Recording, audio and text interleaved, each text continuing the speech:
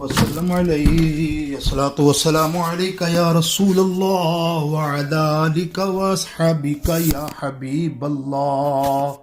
جزاک اللہ الخیر. جزاکم اللہ الخیر. رب اشرح لی صدری ویسر لی امری واحلل عقدۃ من لسانی یفقهوا قولی. غوث اعظم بمن بے سر و ساما مدد قبلہ دی مدد کعبہ ایمان مدد. الحمدللہ اللہ کے پاک نام اس کے پیارے حبیب علیہ الصلوۃ والسلام کے پر درود پاک پڑھنے کے بعد حاضرین محترم، جیسا آپ کے علم میں ہے آیت کریمہ تلاوت کی کہ کل لا اسألکم علیہ اجرا الا المودۃ فی القربا. انشاءاللہ اس کے سلسلے اس ضمن میں مختصر سی مفہومی ترجمہ و تفسیر. آج چونکہ عشرہ اہل بیت ہے تو آج فضائل اہل بیت کے سلسلے میں کچھ اللہ تعالی ہم کو کلام کرنے کی توفیق نصیب فرمائے اور اس کو سن کر ہم سب کو عمل کی خاص توفیق نصیب فرمائے. لیکن آئیے سب سے پہلے درود پاک کے نذرانے کے بعد مشہور زمانہ اہل بیت کا کلام کے چند اشعار میرے ساتھ گنگنائیے گا. انشاءاللہ اللہ قبول کر دے اور جس کا قبول ہو گیا اس کا بیڑا پار ہو گیا. بڑی محبت کے ساتھ صلی اللہ علیہ یا رسول اللہ وسلم علیک یا حبیب اللہ. ہزار بار بشویم دہن ز مشک و گلاب ہنوز نام تو گفتم کمال بے ادبیست. صلی اللہ علیہ یا رسول اللہ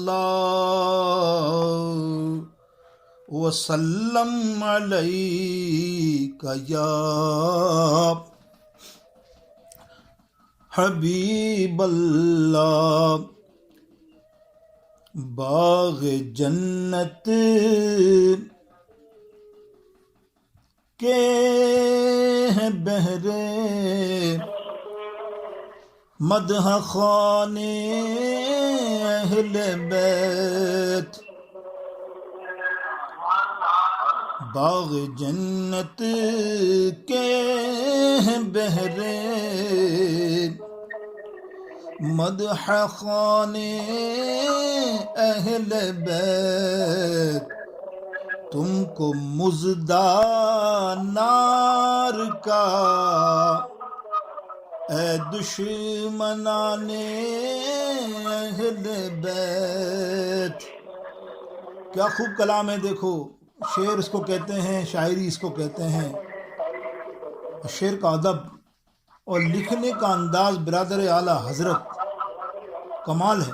یہ اعلیٰ حضرت کا خاندان. یعنی مزدہ کہتے ہیں خوشخبری کو.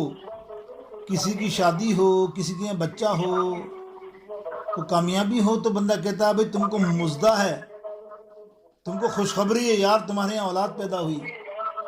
ارے تمہیں خوشخبری ہے، تمہیں جنت مل رہی ہے نا. اور جیسے اعلیٰ حضرت نے فرمایا کہ غمزدوں کو رضا مزدہ دیجیے ہے، بے کسوں کا سہارا ہمارا نبی. تو یہ مزدہ تھا، خوشی تھی کہ ہمارا نبی ہم غمخاروں کا ساتھی ہے، ہم غمخاروں کا آقا ہے. لیکن یہاں برادر اعلیٰ حضرت کا کلام کی خوبصورتی سنیں کہ وہ کہتے ہیں کہ اے گستاخان اہل بیت، اے بدعقیدہ گروپوں اور اہل بیت کی شان نہ ماننے والوں، تمہارے لیے مزدہ کیا ہے؟ تمہارے لیے خوشخبری یہ ہے کہ تم نار جہنم ہو، کہ تم کو مزدہ نار کا اے دشمنان اہل بیت، اور ان کی پاکی کا خدائے پاک کرتا ہے بیان، ان کی پاکی کا خدائے پاک کرتا ہے بیان، آیت تطہیر سے ظاہر ہے شان اہل بیت، آیت تطہیر سے ظاہر ہے شان اہل بیت، اور بے اجازت ان کے گھر جبریل بھی آتے نہیں، بے اجازت ان کے گھر جبریل بھی آتے نہیں، ارے قدر والے جانتے ہیں قدر شان اہل بیت، قدر والے جانتے ہیں قدر شان اہل بیت، اور گھر لٹانا جان دینا کوئی تجھ سے سیکھ لے، یا امام علی مقام حسین حسین حسین، گھر لٹانا جان دینا کوئی تجھ سے سیکھ لے، جان عالم ہو فدا اے خاندان اہل بیت، جان عالم ہو فدا اے خاندان اہل بیت، اور بے ادب گستاخ فرقے کو سنا دے حسن، یوں کہا کرتے ہیں سنی داستان اہل بیت، باغ جنت کے ہیں بہرے مدح خوان اہل بیت، تم کو مزدہ نار کا اے دشمنان اہل بیت۔ درشی پڑھی، اللہم صلی علی سیدنا و مولانا محمد وعلى آلہ واصحابہ وبارک وسلم وصلوا علیہ صلاۃ وسلاما علیک یا رسول اللہ۔ آئیے درس کا آغاز کرتے ہیں آیت کریمہ کے تحت۔ اللہ رب العزت کیا ارشاد فرما رہا ہے؟ قُلْ لَا أَسْأَلُكُمْ، محبوب ان سے فرما دیجئے کہ میں کوئی اجر یا ثمر طلب نہیں کرتا سوائے اس کے کہ تم میرے قربت والوں سے، اہل قرابت سے محبت کرو۔ یعنی اللہ رب العزت جل شانہ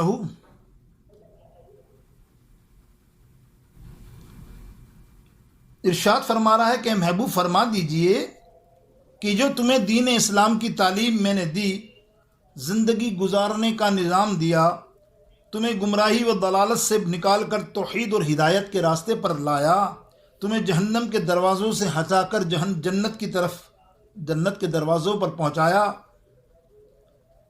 ان تمام احسانات میں سے کوئی اجر اور کوئی صلہ اور کوئی مزدوری طلب نہیں کرتا، مگر تمہارے نفع کے لیے کہتا ہوں کہ میرے قرابت داروں کے ساتھ محبت و مودت کرنا، ان کے ساتھ حسن سلوک کے ساتھ پیش آنا۔ حضور علیہ السلام کی بات پر یا ذات اقدس پر اعتراض رب کریم جل شانہ کو گوارا نہیں۔ کس طرح؟ کسی نبی نے بھی اپنی تبلیغ اور اشاعت اسلام پر کوئی اجر، صلہ یا ثمر طلب نہیں کیا، بلکہ اس بات کی نفی بھی فرماتے رہے۔ چنانچہ قرآن پاک میں گواہ ہے اس بات کا سیدنا نوح علیہ السلام 950 برس تک تبلیغ فرمانے کے بعد فرمایا لا اسألکم علیہ اجرا، کہ میں نے نہ تو صلہ آج تک طلب کیا ہے صلہ، اور نہ ہی کرنا ہے، اور نہ ہی کبھی تم سے کروں گا۔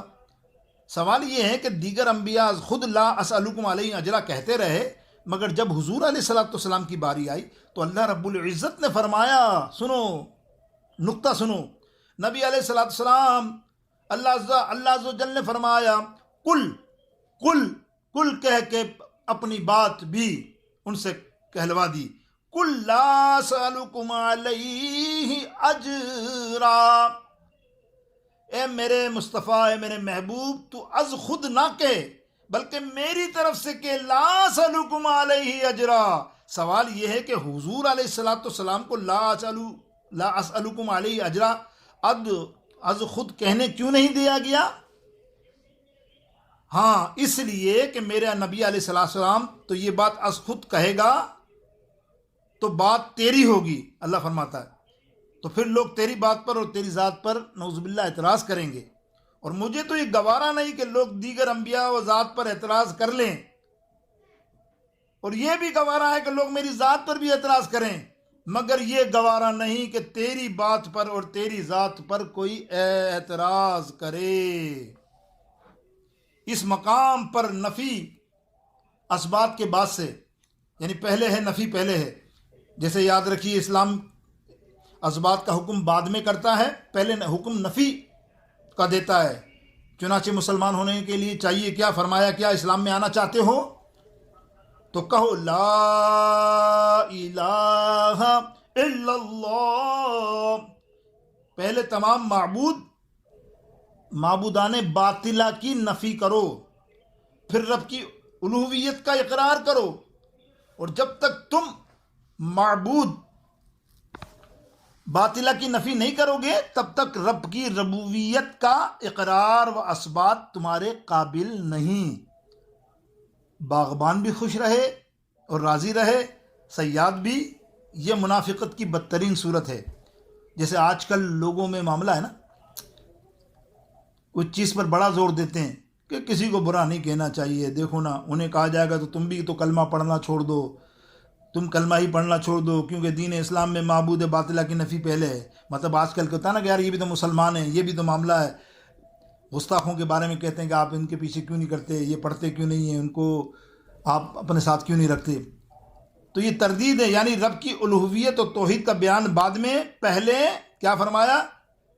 کبھی آپ سوچیں قرآن پاک میں پہلے تعوذ کا حکم ہے، تعوذ کا حکم ہے، اعوذ باللہ من الشیطان الرجیم، پھر پڑھ کے آپ بسم اللہ پڑھ کے قرآن پڑھیں گے، یعنی اللہ کا حکم ہے فَإِذَا قَرَأْتُ الْقُرْآنَ فَاسْتَعِذْ بِاللَّهِ، کہ جب تم قرآن پڑھو تو پہلے اعوذ باللہ پڑھو۔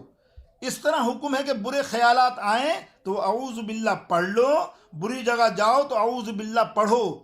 سوال یہ ہے کہ ایسا کیوں ہے؟ یہ اس لیے کہ اللہ کی منشا کی نہیں کہ تم بس اللہ اور رسول کے نام جپتے جاؤ، خواہ اس کے دشمن کی مذمت بھی نہ کرو۔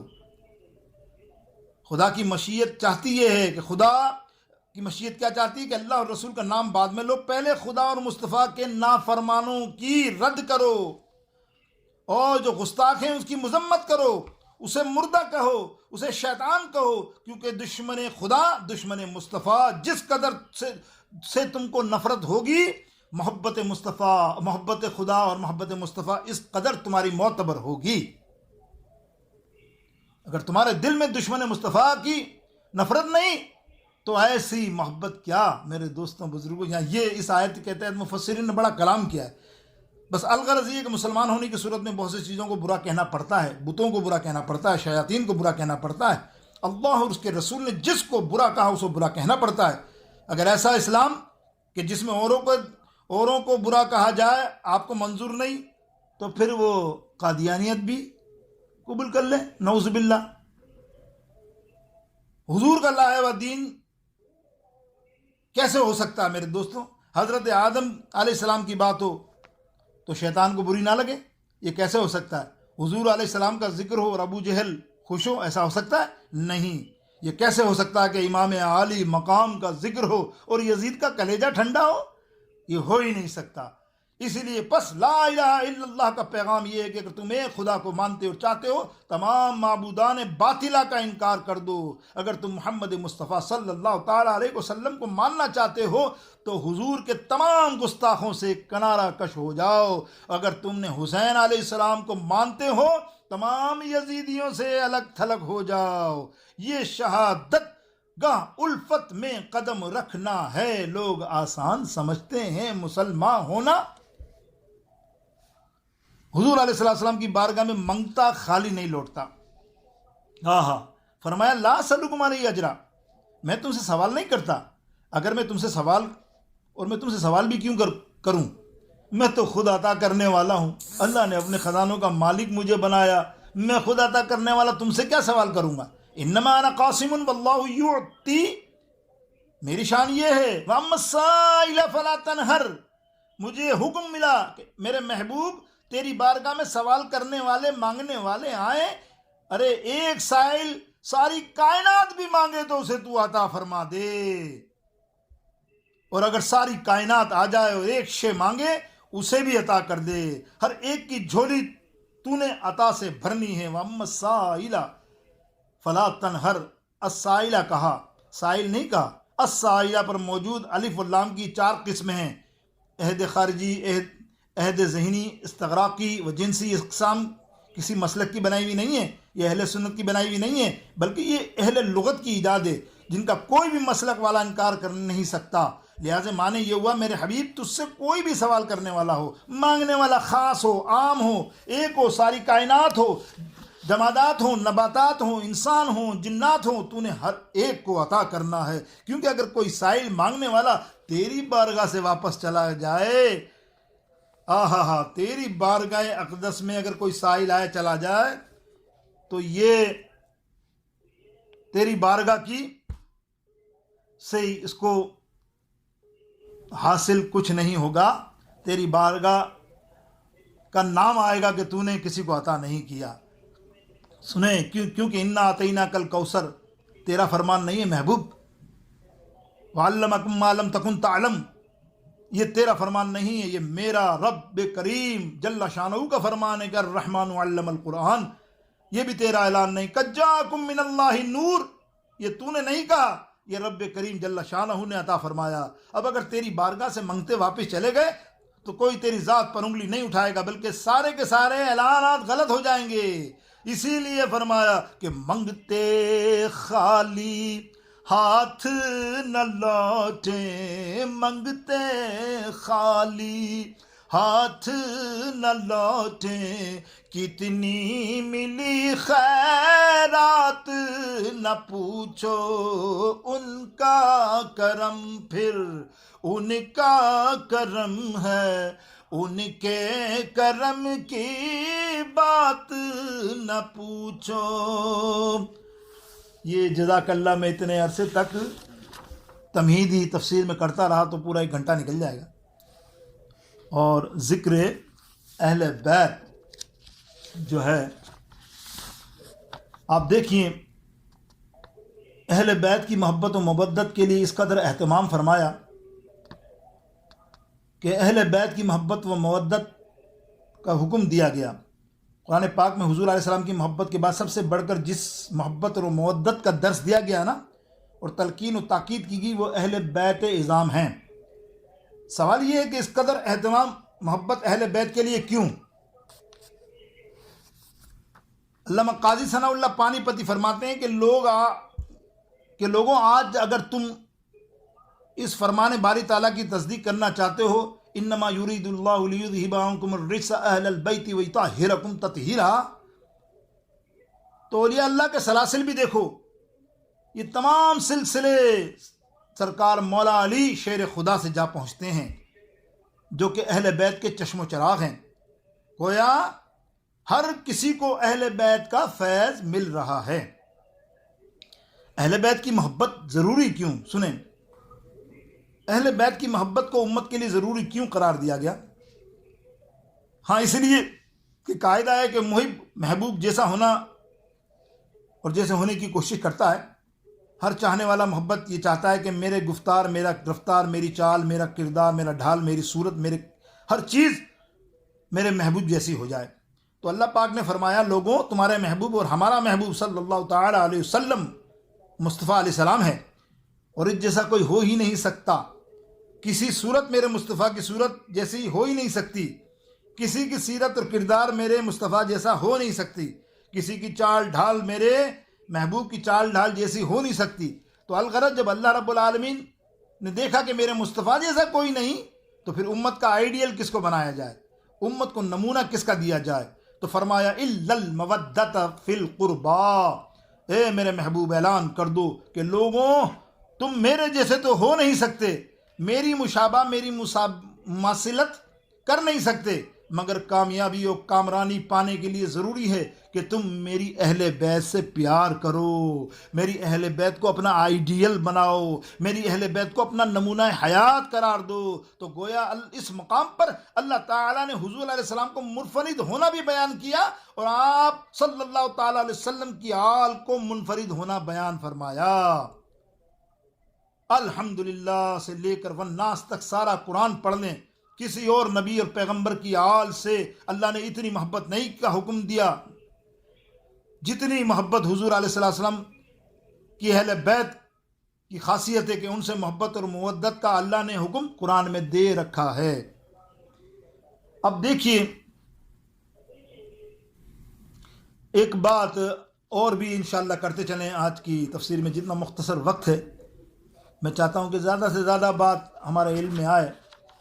امام شاہ عبدالحق محدث دہلوی اشاعت اللمات میں 3 کیٹیگری بتاتے ہیں اہل بیت کی، جو آج کل جھگڑا چلتا ہے۔ سن لیجئے، یہ میں نے جمعہ بیان میں بھی کی تفصیل، لیکن آپ میں سے بہت سے لوگ شاید نہیں سنتے۔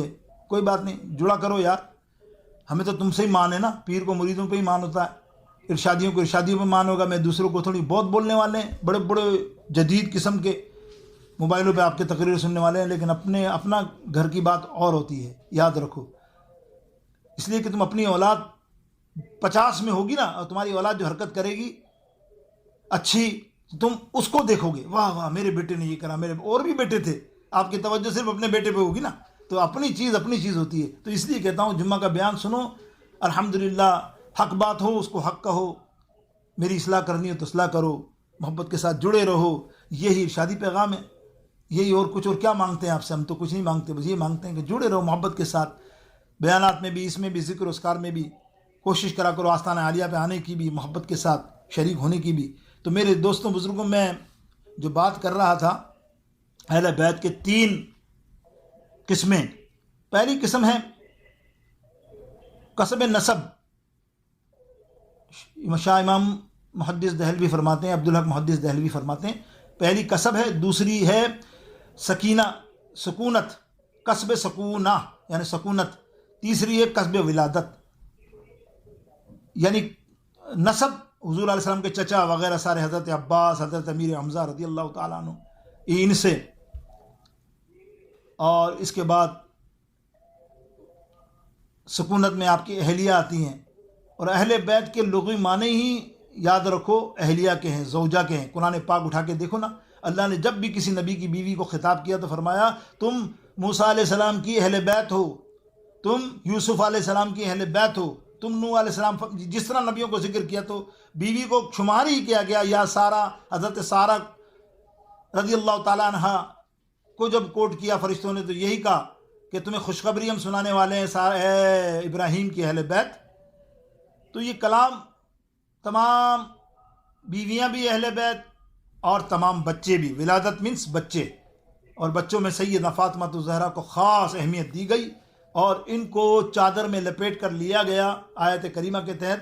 تو یہی فرمایا کہ یہ پنجتن پاک, یعنی پنجتن پانچ نفوس قدسیہ, ان کو ہم کہتے ہیں پنجتن پاک. تو ان کی عظمت اور طرح کی خاص عظمت ہے. اللہ اکبر. اہل بیت سب ہیں, اہل بیت سے کوئی نہیں نکلا دوسروں کی طرح کہ ہم صرف 5 کو ہی مانیں. نہیں, یہ 5 تو خاص ہیں میرے دوستوں بزرگوں. اسی لیے جو میں بات کر رہا تھا, تفصیل نہ چلی جائے, کچھ حدیث پاک, یہ آیت تطہیر میں نے جو بیان کی نا, اس کے نزول میں بھی حضور علیہ السلام نے حضرت فاطمہ الزہرا, حسن حسین اور حضرت علی کو بلا کر اپنی کمبل میں لے لیا تھا. اور اللہم ہؤلاء اہل بیتی فرمایا. تو حضرت ام المومنین حضرت عائشہ اور حضرت ام سلمہ فرماتی ہیں, راوی ہیں حضرت ام عائشہ بھی, آپ فرماتی ام سلمہ فرماتی ہیں میں چادر میں گھسی اور میں نے عرض کی حضور کیا یہ کرم مجھ پر نہیں ہوگا؟ حضور علیہ السلام نے فرمایا تم تو خیر ہی ہوا, خیرن, تم تو خیر ہی ہو, یعنی تم تو پہلے سے ہی داخل ہو. یہ تو میں ان 4 کو آیت تطہیر میں شامل کر کے اہل بیت کا رتبہ دے رہا ہوں. سمجھے آپ؟ وجہ یہ تھی کہ وہ تو ہیں زوجہ, ازواج مطہرات تو ہیں اہل بیت. ان 4 کو خصوصی طور پر اعلان کیا کہ یہ ہیں میرے پنجتن پاک. سنو, اس واقعے کے بعد 6 مہینے تک معمول رہا میرے نبی علیہ السلام کا کہ نماز فجر کے وقت اذان کے بعد آواز دیتے تو ان کے گھروں میں ان لفظوں میں آواز دیتے, اے اہل بیت محمدی نماز کا وقت ہو گیا ہے, اے اہل بیت محمد نماز کا وقت ہو گیا ہے. پھر کہیں آتا ہے السلام علیکم یا اہل البیتی. اسی طرح مباہلے کے وقت حضور علیہ السلام, یہ بھی قرآن پاک کی آیت ہے, حضور علیہ السلام نے حضرت سیدہ فاطمہ الزہرا, مولا علی, حسن حسین کو ساتھ لے گئے تاکہ اس بات کو ہر ایک پہ ظاہر کر دے کہ حضور علیہ السلام نے ان کو بھی اپنے اہل بیت میں شامل کر لیا ہے اور خاص شامل کیا ہے پنجتن پاک کے حوالے سے. میری مراد یہ ہے کہ یہاں اعتراض ہوتا ہے کہ کیوں اس وقت دوسری بیٹیوں کو نہیں لے گئے. ارے اللہ کے بندو, جہالت کی بھی انتہا ہے. اس وقت یہ 9 ہجری کے بعد کا واقعہ ہے. مباہلہ, اس سے پہلے حضور علیہ السلام کی ساری صاحبزادیاں تینوں تھیں وہ وصال فرما چکی تھی. گمراہ کرنے کے لیے ایسے سوال کرنے میرے دوستوں بزرگوں, تو یہ تو 5 ہیں ہی پنجتن. کیوں نہ ہو کہ بیدم یہی تو 5 ہیں مقصود کائنات, بیدم یہی تو 5 ہیں مقصود کائنات, خیر النساء حسن حسین مصطفیٰ علی, خیر النساء حسن حسین مصطفیٰ علی. محبت سے کہو نا سبحان اللہ, شاید تمہارے کہنے سے بیڑا پار ہو جائے. ذرا زور سے پھر کہو سبحان اللہ. دنیا کے ہر ملک سے سبحان اللہ نکال سکتا ہوں, لیکن آستانہ عالیہ والوں سے سبحان اللہ نکالنا مشکل ہے. زبان پر ٹیپ لگا کر آتے ہیں, کہو پھر زور سے سبحان اللہ. چلو ایک اور سن لو, ایک اور فضیلتیں سنو. حضرت ام المومنین حضرت عائشہ رضی اللہ تعالیٰ عنہ, جامع ترمذی شریف پڑھ رہا ہوں. ام المومنین حضرت عائشہ رضی اللہ تعالیٰ عنہ سے ان کے بھتیجے نے سوال کیا, پھوپھی جان بتائیے حضور علیہ السلام کو اپنی اہل بیت میں سب سے زیادہ پیارا کون ہے؟ تو جواب دیا آپ نے سیدہ فاطمہ رضی اللہ تعالی عنہا, کیونکہ میں نے دیکھا کہ وہ حضور علیہ السلام کی بارگاہ اقدس میں آتی تو حضور علیہ السلام کھڑے ہو جاتے, ان کا استقبال کرتے ان کی پیشانی چومتے، اپنے پاس بٹھاتے، اور حضور ان کے پاس جاتے تو وہ کھڑی ہو جاتی، حضور کا استقبال کرتی، آپ کے ہاتھوں پر بوسہ دیتی، پھر اپنی جگہ پر بیٹھ جاتی۔ اور حضور علیہ السلام نے ان کے لیے فرمایا کہ قیامت کے دن نادا منادی یا اہل المحشری عدوا ابصارکم حتی تمر فاطمہ بنت محمد صلی اللہ علیہ وسلم۔ واہ واہ! دیکھو یار، یہ حدیث پاک صحیحین کی حدیثوں میں ہے، سیاح کی کتابوں میں ہے، اور آپ یہ الفاظ کی ریسرچ کرو نا، اگر پڑھتے ہو نا آپ کتابیں، ایسا مسرور آئے آپ کو، 2 گھنٹے 1 گھنٹہ کبھی دیا کرو۔ یہ عدوا ابصارکم جو ہے نا، اس پر میں کتنی کتابیں پڑھی، اور میں نے ایک پورا بیان بھی ایک دفعہ کیا تھا، پورا اسی پر، عدوا ابصارکم۔ اللہ کے حبیب علیہ السلام فرماتے ہیں قیامت کا دن ہوگا، منادی کریں گے، جب منادی ہوگی تو کیا ہوگا؟ اے یا اہل المحشر، سارے محشر والوں، اپنی گردنوں کو اور نگاہوں کو نیچی کر لو، عدو ابصارکم۔ کیا شان ہے فاطمۃ الزہرا تیری! کیا آپ اندازہ کرو گے اس محشر میں کون کون لوگ ہیں؟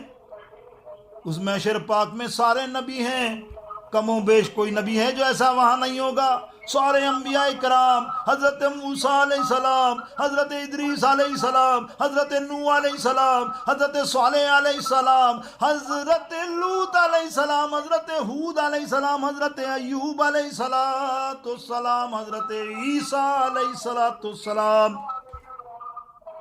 کون نبی جو نہیں ہوگا؟ ہائے نبیوں کو بھی حکم دیا جا رہا، عدو ابصارکم۔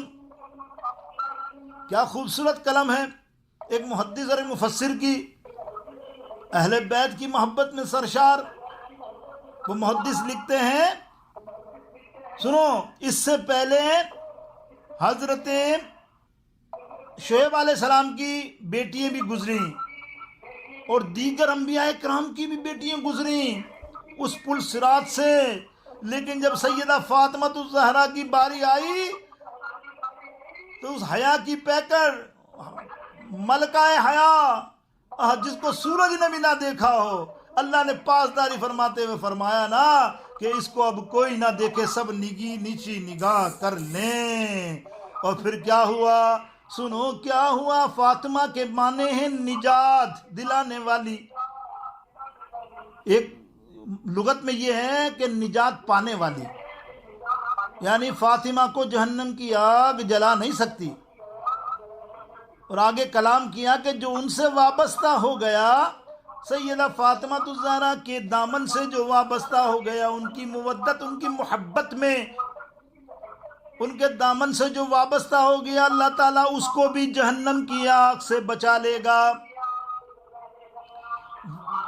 سنو حدیث کی تفصیل، سرکار فرماتے ہیں جب آئیں گی اللہ کی بارگاہ اقدس میں سیدہ فاطمہ، تو اللہ فرمائے گا اے میرے محبوب کی بیٹی، اے فاطمہ مانگ، تجھے میں نے سوال کا حکم دیا تھا، آج مانگ، جو مانگے گی وہ عطا ہوگا۔ ایک حدیث پاک ہے، تفصیل نہیں کر رہا اس میں، انشاءاللہ جمعے میں کروں گا آئندہ۔ وہ تفصیل یہ تھی کہ نبی علیہ السلام کو وعدہ کیا تھا اللہ رب العالمین نے کہ اے محبوب تیری بیٹی جب سوال کرے گی میں وہ سوال پورا کروں گا۔ اب وہ دیکھو نا بیٹی سوال کیا کر رہی ہے یار، یہ دیکھو۔ اور حفیظ جالندھری شاعر پاکستان و اسلام اس کی ترجمانی کرتے ہیں کہ جب اللہ نے حکم دیا کہ مانگو، سیدہ فاطمہ کیا مانگتی ہو، تو سیدہ فاطمہ نے عرش کا پایا پکڑا، اور کیا فرماتی ہیں کہ پایا پکڑ کے عرش کا زہرا نے یوں کہا،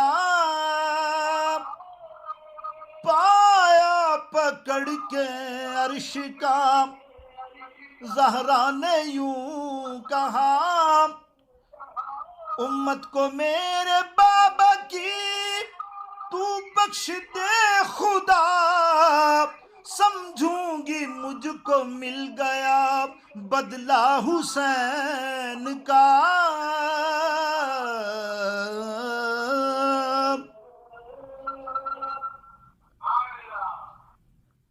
اللہ اکبر۔ میرے دوستوں بزرگوں، سیدہ کی شان ہی کیا بیان ہو، مزہ آ جاتا ہے سنتے ہیں تو پتہ نہیں، پہلے پڑھنے میں اتنا مجھے مزہ آتا ہے، اتنی خوشبو مجھے محسوس ہوتی ہے، تمہارے سننے کا پتہ نہیں کیا ہے۔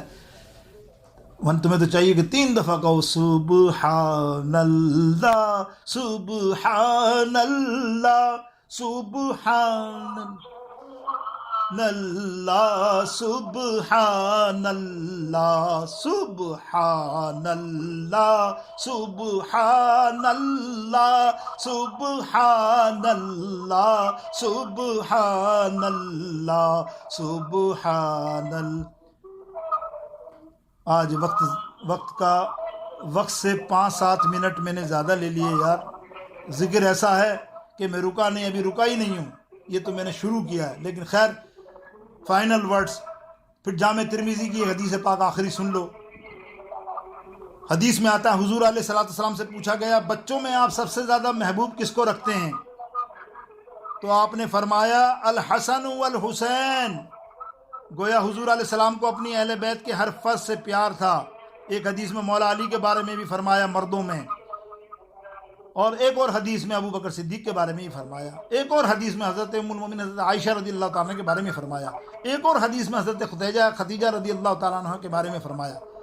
ارے امام حسن اور حسین مجتبیٰ کو تو حضور چومتے تھے، سونگتے تھے اور فرماتے تھے یہ میرے جنت کے پھول ہیں۔ یہ بات کشف المحجوب میں داتا علی گنج بخش فرماتے ہیں۔ اللہ رب العالمین اپنے حبیب کے صدقے یہ ہمارا اہل بیت کا ذکر جاری رہے گا انشاءاللہ۔ بدھ کی رات، اہل بیت کی رات، کربلا والوں کی رات، ذکر حسین کی رات، آپ ہی کے آستانے پر میں آپ کو دعوت دے رہا ہوں کہ بگڑی بنانی ہے، قسمت بنانی ہے، آپ بھی آؤ اور آپ کے ساتھ 11 آدمیوں کو بھی لاؤ۔ اللہ تعالیٰ اس کے صدقے تمہاری اس اہل بیت کی نائٹ کو حضور امام عالی مقام کے صدقے، اہل بیت کے صدقے آپ کا بیڑا پار فرمائے۔ انشاءاللہ آپ لوگ ٹھیک ٹائم 11 بجے تک سب پہنچ جائیں، کیونکہ اس دن میرے 3-4 پروگرام بھی اور بھی ہیں ادھر سے ادھر، لیکن آپ ٹائم پہ آ جائیں گے تو مجھے مزہ آئے گا 40-45 منٹ سیر آمیز گفتگو کرنے سے، محبت سے، کیونکہ اہل بیت کا ذکر ہے، جھوم جھوم کر کریں گے۔ یقینی طور پہ آپ کی تشریف آوری کا منتظر رہوں گا۔ وآخر دعوانا الحمدللہ رب العالمین صلی اللہ تعالیٰ علی خیر خلقہ وآلہ واصحابہ اجمعین۔ یا اللہ اپنے حبیب کے صدقے ہمارے اس درس قرآن کی محفل کو قبول فرما۔ ہر مہینہ باقاعدگی سے ہوتی ہے، اللہ اس کی نظر بد سے بچا۔ مجھ گناہ گار میں غلطی ہوں اللہ تو معاف فرما دے، بشر ہوں، لا علم ہوں، کوئی لا علمی میں کوئی ایسی بات نکل گئی، کوئی جملے ایسے نکل گئے، اللہ تو معاف کرنے والا ہے، اور سننے والوں کو بھی معاف فرما۔ گر کوئی اچھی بات ہو اللہ اس کو قبول فرما، اور ہر ایک کو عمل کی توفیق نصیب فرما، آستانے کا بول بالا فرما انشاءاللہ عز و جل۔ اے اللہ آسانی عطا فرما۔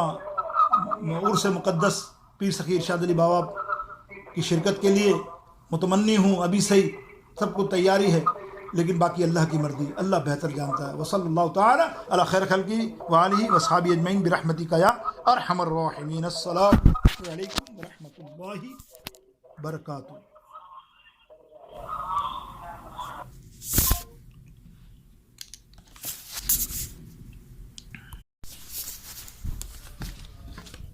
وسلم علیہ الصلاۃ والسلام علیک یا رسول اللہ وعلی آلک واصحابک یا حبیب اللہ۔ جزاک اللہ الخیر، جزاکم اللہ الخیر۔ رب اشرح لی صدری ویسر لی امری واحلل عقدۃ